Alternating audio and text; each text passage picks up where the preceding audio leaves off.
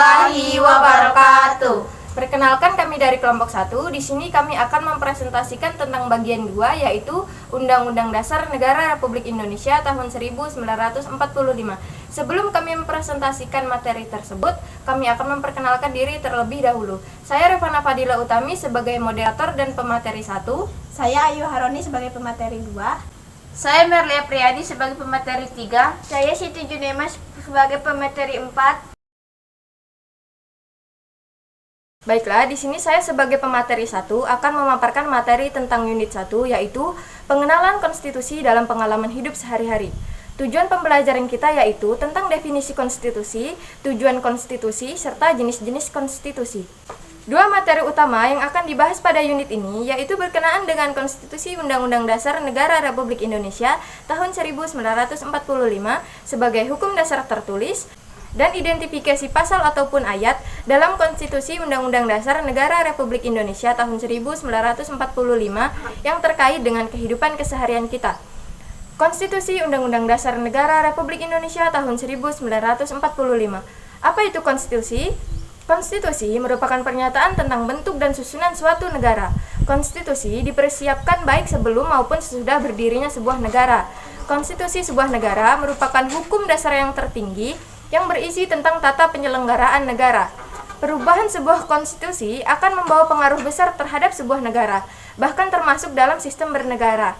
Yang semula bersistem demokratis bisa menjadi otoriter karena perubahan sebuah konstitusi. Konstitusi merupakan hukum yang paling tinggi serta paling fundamental sifat-sifatnya. Konstitusi merupakan sumber legitimasi atau landasan otorisasi, bentuk-bentuk hukum atau peraturan perundang-undangan lainnya. Oleh karena itu, konstitusi sebagai hukum dasar tertinggi sebuah negara harus dimaksudkan untuk mencapai dan mewujudkan tujuan tertinggi bernegara. Dalam konteks negara Indonesia, tujuan tertinggi bernegara tercantum dalam pembukaan Undang-Undang Dasar Negara Republik Indonesia tahun 1945. Tahukah kalian bahwa konstitusi terbagi menjadi dua bagian, yakni konstitusi tertulis dan konstitusi tidak tertulis. Indonesia memiliki Undang-Undang Dasar Negara Republik Indonesia tahun 1945 sebagai konstitusi tertulis dan konvensi. Apa arti konvensi? Dalam KBBI atau Kamus Besar Bahasa Indonesia, konvensi berarti kesepakatan atau pemufakatan. Konvensi merupakan aturan-aturan dasar yang timbul dan terpelihara atau dilakukan terus-menerus dan berulang-ulang.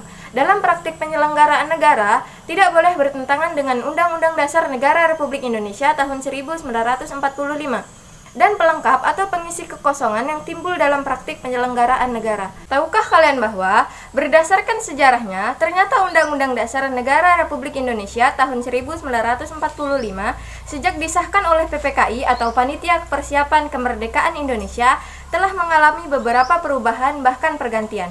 Perubahan ini dipengaruhi oleh keadaan dan dinamika politik yang berkembang dan terjadi di Indonesia. Jika kita cermati lebih lanjut, ada banyak pasal dan ayat dalam Undang-Undang Dasar Negara Republik Indonesia tahun 1945 yang berkaitan langsung dengan kehidupan seluruh warga negara, seperti pasal 28A sampai 28J yang terkait dengan pemenuhan hak asasi manusia, pasal 29 tentang kebebasan dan perlindungan agama, pasal 31 dan 32 yang terkait dengan hak memperoleh pendidikan, serta pasal 33 dan 34 yang terkait dengan perekonomian nasional serta kesejahteraan sosial.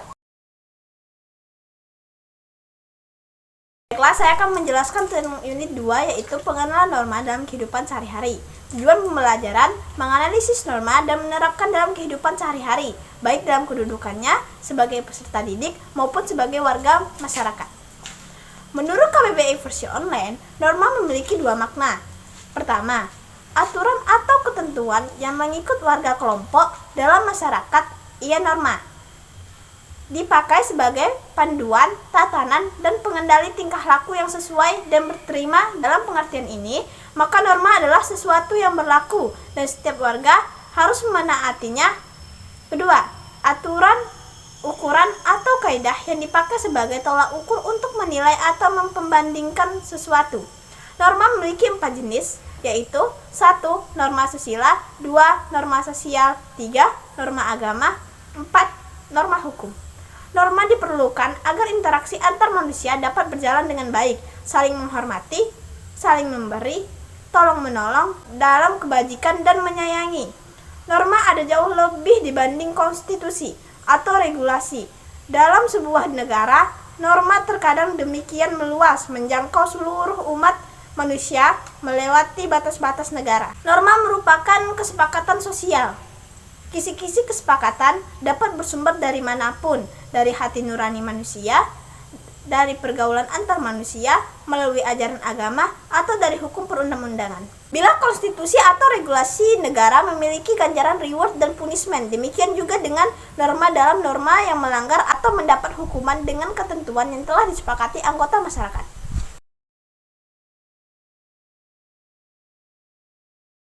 Saya sebagai pemateri 1 akan memaparkan materi tentang unit 3, yaitu hubungan erat Pancasila dan Undang-Undang Dasar Negara Republik Indonesia tahun 1945. Tujuan pembelajaran yaitu memahami hubungan antara Pancasila dan Undang-Undang Dasar Negara Republik Indonesia tahun 1945 yang meliputi A. Pancasila sebagai ideologi dan falsafah negara sekaligus merupakan sumber dari segala sumber hukum.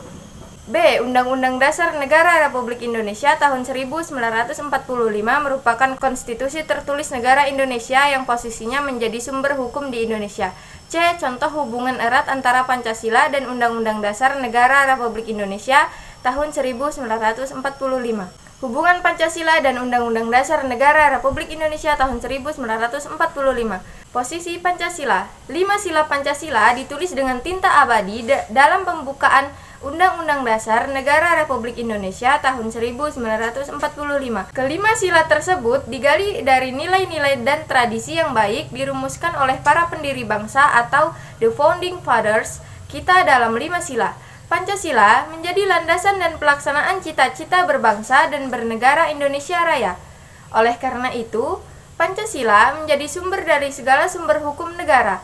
Penempatan Pancasila sebagai sumber dari segala sumber hukum negara sesuai dengan pembukaan Undang-Undang Dasar Negara Republik Indonesia tahun 1945 alinea keempat.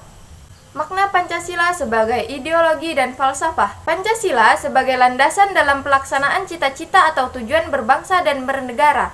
Makna Pancasila sebagai sumber dari segala sumber hukum. Setiap materi muatan peraturan perundang-undangan tidak boleh bertentangan dengan nilai-nilai yang terkandung dalam Pancasila.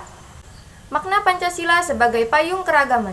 Pancasila adalah titik temu seluruh warga negara Indonesia. Dari latar belakang apapun, Pancasila dapat menyatukan keragaman bangsa Indonesia. Pancasila juga dapat menjadi asas tunggal dalam tatanan struktur dan kultur bangsa serta negara Indonesia. Pancasila menjadi keputusan final sebagai landasan bangsa dan negara Indonesia. Pancasila adalah norma dasar atau grand norm yang menjadi sumber dari segala sumber hukum negara. Makna adalah kehendak mencari titik temu dalam menghadirkan kemaslahatan, kebahagiaan hidup bersama. Undang-Undang Dasar Negara Republik Indonesia tahun 1945 dasar hukum. Di bawah Pancasila adalah Undang-Undang Dasar Negara Republik Indonesia tahun 1945. Hubungan antara Pancasila dan Undang-Undang Dasar Negara Republik Indonesia tahun 1945 sangatlah erat. 5 sila Pancasila terpatri rapi dalam pembukaan Undang-Undang Dasar Negara Republik Indonesia tahun 1945. Undang-Undang Dasar Negara Republik Indonesia tahun 1945 adalah hukum dasar dalam peraturan perundang-undangan di Indonesia. Menurut penjelasan pasal 3 Undang-Undang Nomor 12 Tahun 2011 tentang pembentukan peraturan perundang-undangan, maksud hukum dasar adalah norma dasar bagi pembentukan peraturan perundang-undangan merupakan sumber hukum bagi pembentukan peraturan perundang-undangan di bawah Undang-Undang Dasar Negara Republik Indonesia tahun 1945. Dengan demikian, maka seluruh peraturan perundang-undangan harus sesuai dengan Pancasila dan Undang-Undang Dasar Negara Republik Indonesia tahun 1945. Dasar hukum tertinggi adalah Undang-Undang Dasar Negara Republik Indonesia tahun 1945. Baiklah, di sini saya akan memaparkan unit 4 membuat kesepakatan bersama. Tujuan pembelajaran dapat menganalisis dan mempraktikkan bagaimana sebuah kesepakatan bersama dalam sebuah pertemuan. Membuat kesepakatan bersama dalam KBBI, kesepakatan berarti perihal sepakat atau maknanya konsensus. Sedangkan makna konsensus adalah kesepakatan atau kata permufakatan bersama mengenai pendapat pendiri dan sebagainya yang dicapai melalui kebulatan suara. Kesepakatan bersama juga terkait dengan negosiasi. KBBI mendefinisikan negosiasi sebagai satu, proses tawar-menawar dan jalan perunding guna mencapai kesepakatan bersama antar satu pihak dan satu yang lain. 2. Penyelesaian sengketa secara damai melalui perundingan antara pihak yang bersengketa. Kesepakatan bersama yang dikaitkan dengan integrasi terciptanya kesepakatan bersama mengenai norma-norma dan nilai-nilai sangat penting untuk menguatkan integrasi sosial. Sosial merupakan proses unsur-unsur yang saling berbeda dalam kehidupan masyarakat, sehingga menghasilkan pola-pola kehidupan masyarakat yang memiliki keserasian fungsi. Kesepakatan bersama merupakan kesepakatan kata atau permufakatan bersama dalam sebuah proses negosiasi, termasuk dalam negosiasi untuk terciptanya integrasi sosial.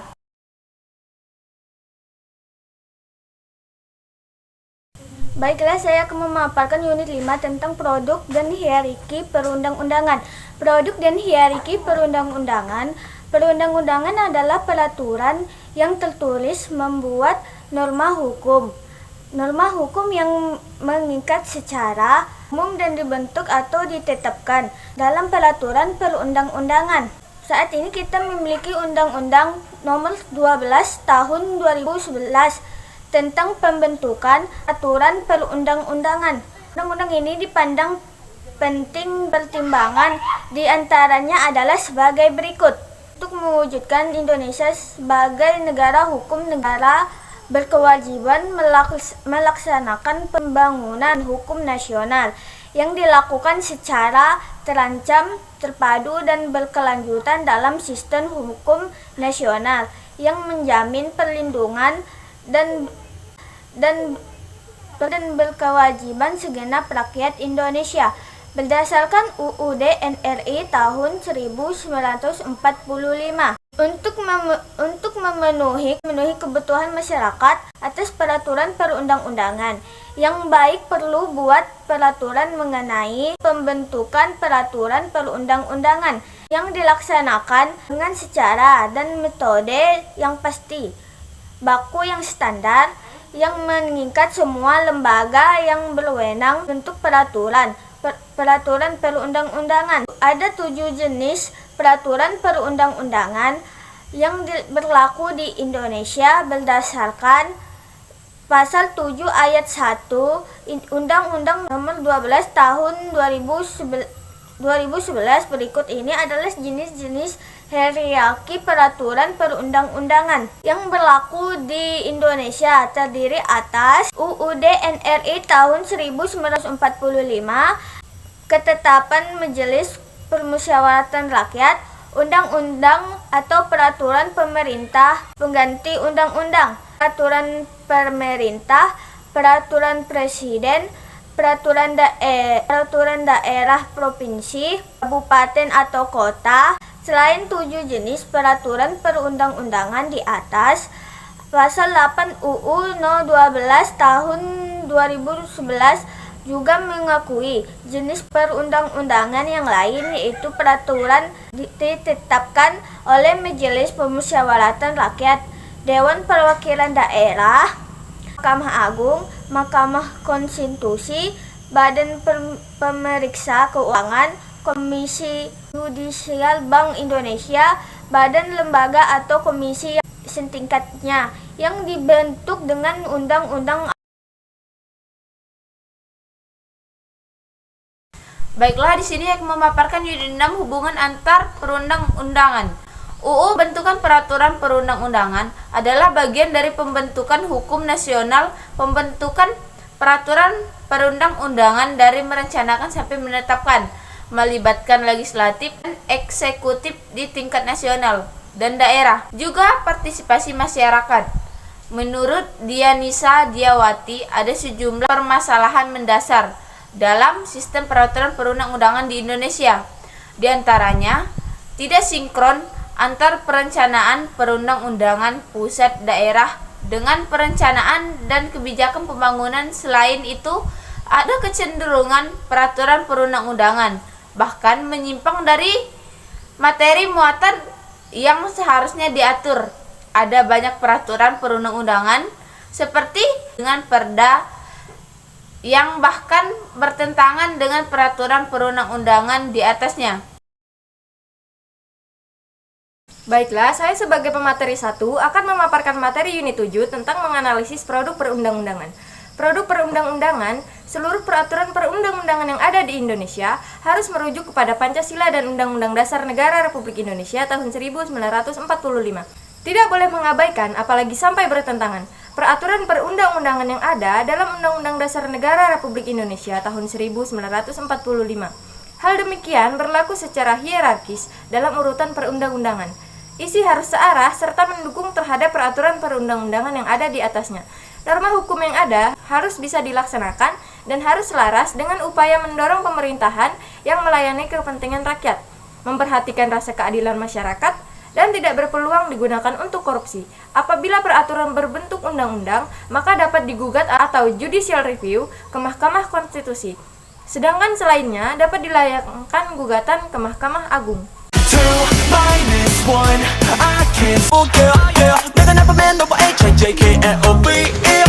Konstitusi adalah keseluruhan sistem ketatanegaraan suatu negara yang berupa kumpulan peraturan yang membentuk dan mengatur atau memerintah alam pemerintahan suatu negara. Konstitusi berfungsi untuk menentukan dan membatasi kekuasaan negara. Kekuasaan tersebut harus memiliki batasan yang tegas agar penguasa tidak memanipulasi konstitusi untuk kepentingan kekuasaannya. Undang-Undang Dasar Negara Republik Indonesia tahun 1945 merupakan sumber hukum tertinggi di Indonesia. Undang-Undang Dasar 1945 juga menjadi perwujudan dari dasar negara Indonesia, yaitu Pancasila. Norma bertujuan untuk menjadi batasan perilaku manusia. Norma dibutuhkan agar kehidupan masyarakat menjadi lebih teratur dan juga tertib. Pancasila dan Undang-Undang Dasar Negara Republik Indonesia tahun 1945 digambarkan sebagai Pancasila adalah rohnya, sedangkan Undang-Undang Dasar 1945 adalah raganya.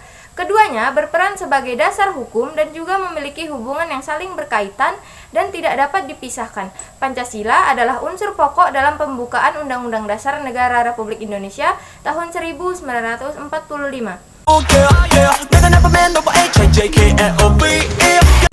Sedikit terlibat, seperti kesepakatan dalam memilih perangkat kelas dan kesepakatan lainnya. Undang-Undang Dasar Negara Republik Indonesia tahun 1945, TAP MPR, UU Undang-Undang Peraturan Pemerintah Pengganti UU, Peraturan Pemerintah, Keputusan Presiden, Peraturan Daerah. Masing-masing produk perundang-undangan dapat sinkron dan saling melengkapi sehingga dapat menunjang pembangunan bangsa dan negara, seperti yang dicita-citakan dalam pembukaan Undang-Undang NRI tahun 1945. Yang pertama, Undang-Undang Dasar Negara Republik Indonesia tahun 1945, yang kedua Ketetapan Majelis MPR, yang ketiga Undang-Undang, yang keempat Peraturan Pemerintah Pengganti Undang-Undang, yang kelima Peraturan Pemerintah, yang keenam Keputusan Presiden, dan yang ketujuh adalah Peraturan Daerah. Undang-Undang Dasar Negara Republik Indonesia tahun 1945 merupakan sebuah hukum fundamental yang secara tertulis dalam pemerintahan Negara Kesatuan Republik Indonesia. Undang-Undang Dasar Negara Republik Indonesia tahun 1945 merupakan landasan hukum yang dipakai Indonesia dalam berbangsa dan bernegara. Undang-Undang Dasar tahun 1945 ini memiliki fungsi-fungsi yang sangat mendasar guna menjalankan sebuah sistem bernegara. Salah satu fungsi mendasar adanya Undang-Undang Dasar 1945 ialah sebagai alat kontrol. Undang-Undang Dasar tahun 1945 bagi Indonesia memiliki arti sangat penting, yaitu sebagai alat kontrol. Apabila Indonesia tidak memiliki alat kontrolnya, tentu negara akan chaos. Sistem negara tidak akan berjalan dengan baik. Hukum-hukum akan banyak yang dilanggar, hak asasi manusia tidak akan terwujud, hingga akhirnya Indonesia akan jatuh ke dalam jurang disintegrasi bangsa. Maka dari itu, Undang-Undang Dasar 1945 bersifat sebagai jantung NKRI atau Negara Kesatuan Republik Indonesia guna menjaga Indonesia tetap ada. Itu tadi materi yang dapat kami sampaikan. Mohon maaf jika ada kesalahan dan kekurangan. Kami akhiri. Wassalamualaikum warahmatullahi wabarakatuh. 소용돌이치는 하루 속에 사소한 행복을 나에게 줘서 비어있는데도 손에